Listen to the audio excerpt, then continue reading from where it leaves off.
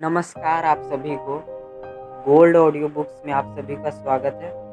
आज की कहानी का शीर्षक है अपना अपना भाग्य। लेखक जैनेंद्र कुमार। कहानी का उद्देश्य अपना अपना भाग्य के द्वारा लेखक जैनेंद्र कुमार ने सामाजिक विषमता का यथार्थ चित्रण किया है। समाज में गरीब और लाचार बालकों का शोषण दिखाना लेखक का उद्देश्य है। अगर आपको ये कहानी पसंद आए तो वीडियो को लाइक और यूट्यूब चैनल को सब्सक्राइब कर लीजिएगा।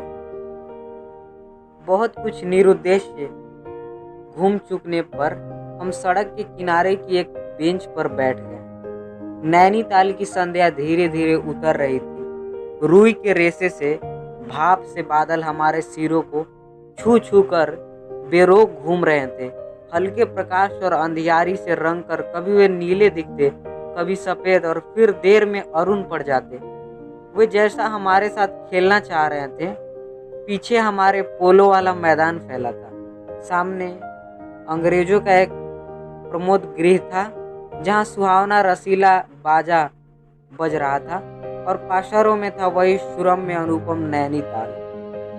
ताल में किश्तियां अपने सफेद पाल उड़ाती हुई एक दो अंग्रेज यात्रियों को लेकर इधर से उधर और उधर से इधर खेल रही थी। कहीं कुछ अंग्रेज एक एक देवी सामने प्रतिस्थापित कर अपनी सुई सी शक्ल की डोंगियों को मानो शर्त बांधकर सर पर दौड़ा रहे थे। कहीं किनारे पर कुछ साहब अपनी बंसी डाले सधैर्य एकाग्र एकनिष्ठ मछली चिंतन कर रहे थे। पीछे पोलो लॉन में बच्चे किलकारियां मारते हुए हॉकी खेल रहे थे। शोर, मारपीट, गाली गलौज भी जैसे खेल का ही अंश था। इस तमाम खेल को उनके क्षणों का उद्देश्य बना। वे बालक अपना सारा मन, सारी देह, समग्र बल और समूची विद्या लगाकर मानो खत्म कर देना चाहते थे। उन्हें आगे की चिंता न थी, बीते का ख्याल न था। वे शुद्ध तत्काल के प्राणी थे।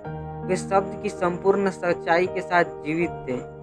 सड़क पर से नर नारियों का अविरल प्रवाह आ रहा था और जा रहा था। उसका न ओर था न छोर था न छोर। यह प्रवाह कहाँ जा रहा था और कहाँ से आ रहा था कौन बता सकता है। सब उम्र के सब तरह के लोग उसमें थे। मानो मनुष्यता के नमूनों का बाजार सजकर सामने से इटलाता निकला चला जा रहा हो। अधिकार गर्व में तने अंग्रेज उसमें थे और चिथड़ों से सजे घोड़ों की बाग थामे वे पहाड़ी उसमें थे, जिन्होंने अपनी प्रतिष्ठा और सम्मान को कुचलकर शून्य बना लिया है और जो बड़ी तत्परता के दुम हिलाना सीख गए हैं। भागते, खेलते, हंसते, शरारत करते लाल लाल अंग्रेज बच्चे थे और पीली पीली आंखें फाड़े पिता की उंगली पकड़कर चलते हुए अपने हिंदुस्तानी नैनी हाल भी थे। अंग्रेज पिता थे जो अपने बच्चों के साथ भाग रहे थे, हंस रहे थे और खेल रहे थे। उधर भारतीय पितृदेव भी थे जो बुजुर्गों को अपने चारों ओर लपेटे धन संपन्नता के लक्षणों का प्रदर्शन करते हुए चल रहे थे। अंग्रेज रमणियां थी जो धीरे धीरे नहीं चलती थी, तेज चलती थी। उन्हें न चलने में थकावट आती थी, न हंसने में मौत आती थी। कसरत के नाम पर घोड़ों पर भी बैठ सकती थी और घोड़ों के साथ ही साथ जरा जी होते ही किसी किसी हिंदुस्तानी पर कोड़े भी फटकार सकती थी। वह दो दो, तीन तीन, चार चार की टोलियां में निशंक निरापद इस प्रवाह में मानो अपने स्थान को जानती हुई सड़क पर चली जा रही थी। उधर हमारी भारत की कुल लक्ष्मी सड़क के बिल्कुल किनारे दामन बचाती और संभालती हुई साड़ी को कई तहों में सिमट सिमट कर लोक लाज, अस्तित्व और भारतीय गरिमा के आदर्श को अपने परिवेष्टनों में छिपाकर सहमी सहमी धरती में आंखें गाड़े कदम कदम बढ़ा रही थी। इसके साथ ही भारतीयता का एक और नमूना था। अपने कालेपन को खुरच खुरच कर बहा देने का इच्छा करने वाले अंग्रेज जी दा पुरुषोत्तम भी थे, जो नेटिवों को देखकर मुंह फेर लेते थे और अंग्रेज को देखकर आंखें बिछा देते थे और दुम हिलाने लगते थे।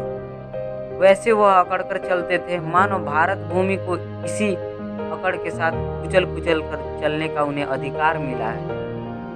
घंटे के घंटे सरक गए, अंधकार गाढ़ा हो गया, बादल सफेद होकर जम गए, मनुष्यों का वह तांता एक एक कर छिन्न हो गया। अब इक्का दुक्का आदमी सड़क पर छतरी लगाकर निकल रहा था। हम वहीं के वहीं बैठे थे।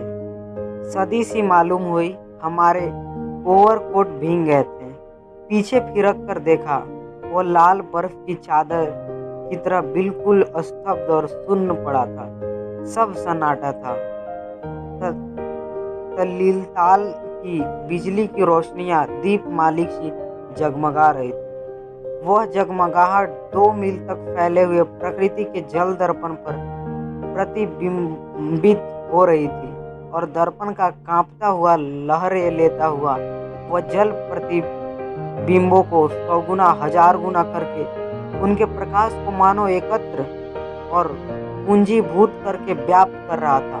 पहाड़ों के सिर पर की रोशनियां तारों सी जान पड़ती थी। हमारे देखते देखते एक घने पर्दे ने आकर इस सब को ढक दिया। रोशनियां मानो मर गई, जगमगाहट लुप्त हो गई। वह काले काले भूत से पहाड़ भी इसी सफेद पर्दे के पीछे छिप गए। पास की वस्तु भी न दिखने लगी, मानो यह घनीभूत प्रलय थी।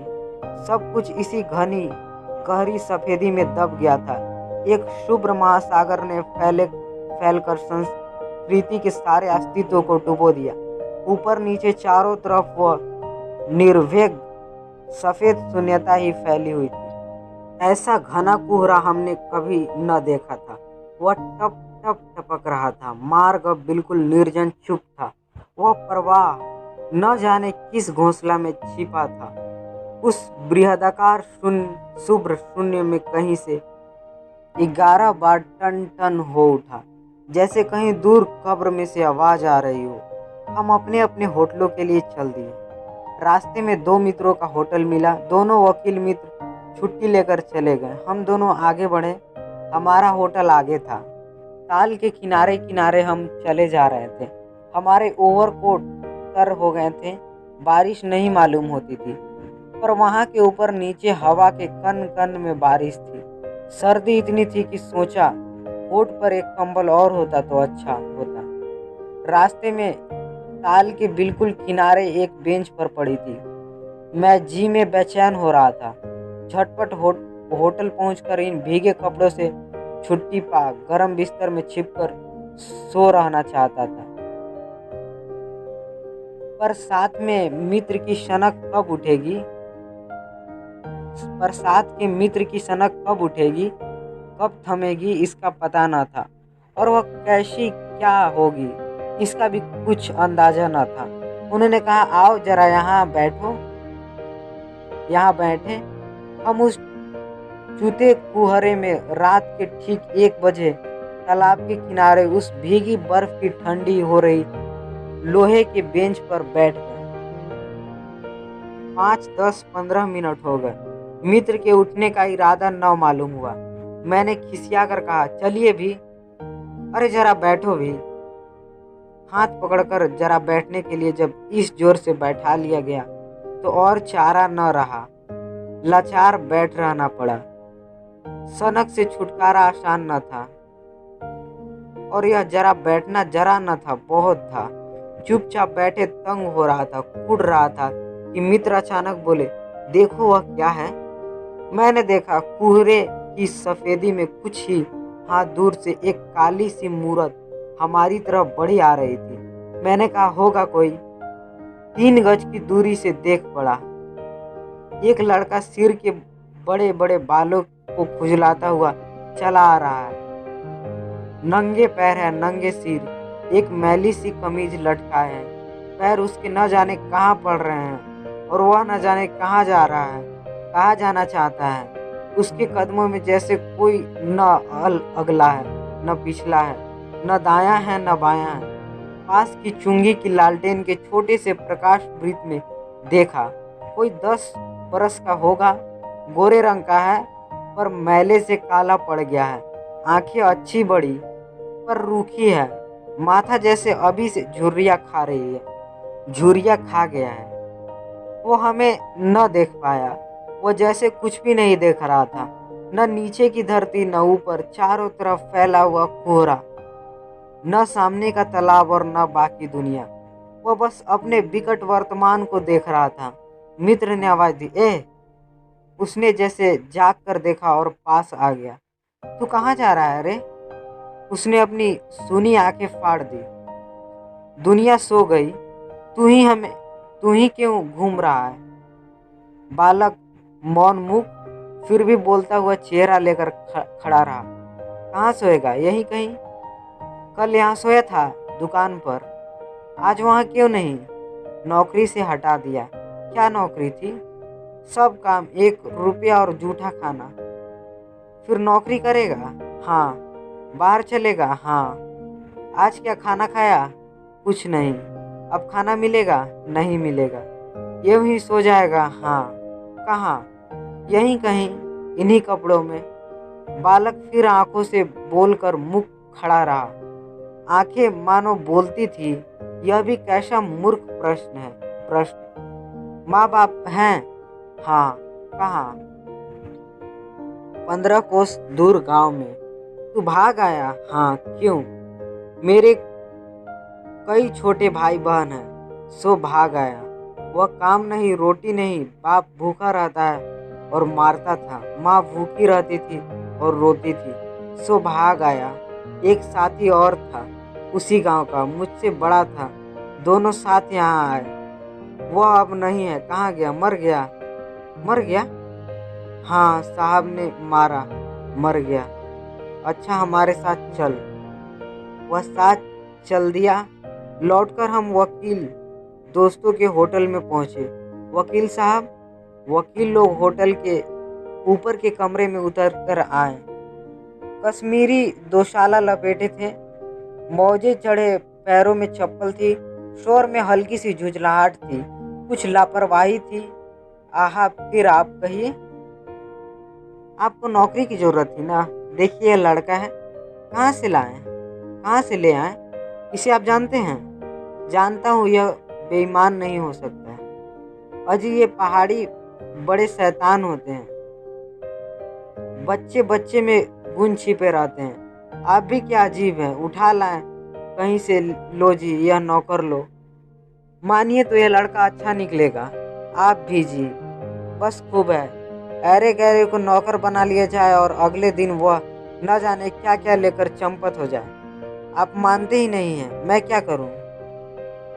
माने क्या खाक। आप भी जी, अच्छा मजाक करते हैं। अच्छा, हम सोने जाते हैं। और वह 4 रुपए रोज के किराए वाले कमरे में सही मसहरी पर सोने झटपट चले गए।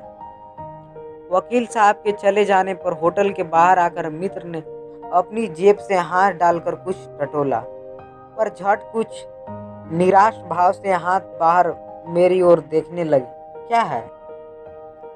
इसे खाने के लिए कुछ देना चाहता था। अंग्रेजी में मित्र ने कहा, मगर 10-10 के नोट हैं। नोट ही शायद मेरे पास है, देखूं। सचमुच मेरे पॉकेट में भी नोट ही थे। हम फिर अंग्रेजी में बोलने लगे। लड़के के दांत बीच बीच में कटकटा उठते थे। कड़ाके की सर्दी थी। मित्र ने पूछा, तब? मैंने कहा, 10 का नोट ही दे दो। शक पकाकर मित्र मेरा मुंह देखने लगे। अरे यार, बजट बिगड़ जाएगा। हृदय में जितनी दया है, पास में उतने पैसे तो नहीं है। तो जाने दो, यह दया ही इस जमाने में बहुत है। मैंने कहा। मित्र चुप रहे, जैसे कुछ सोचते रहे। फिर लड़के से बोले, अब आज तो कुछ नहीं हो सकता, कल मिलना। वो होटल डी पर जनता है, वहीं कल 10 बजे मिलेगा। हाँ, कुछ काम देंगे हुजूर? हाँ, ढूंढ दूंगा। तो जाऊं? हाँ। ठंडी सांस खींचकर मित्र ने कहा, कहाँ सोएगा? यहीं कहीं बेंच पर, पेड़ के नीचे किसी दुकान की भट्टी में। बालक फिर उसी प्रेत गति से एक ओर बढ़ा और कोहरे में मिल गया। हम भी होटल की ओर बढ़े। हवा तीखी थी, हमारे कोटों को पार कर बदन में तीर सी लगती थी। सिकुड़ते हुए मित्र ने कहा, भयानक शीत है उसके पास, बहुत कम कपड़े हैं। यह संसार है यार। मैंने स्वार्थ की फिलॉसफी सुनाई।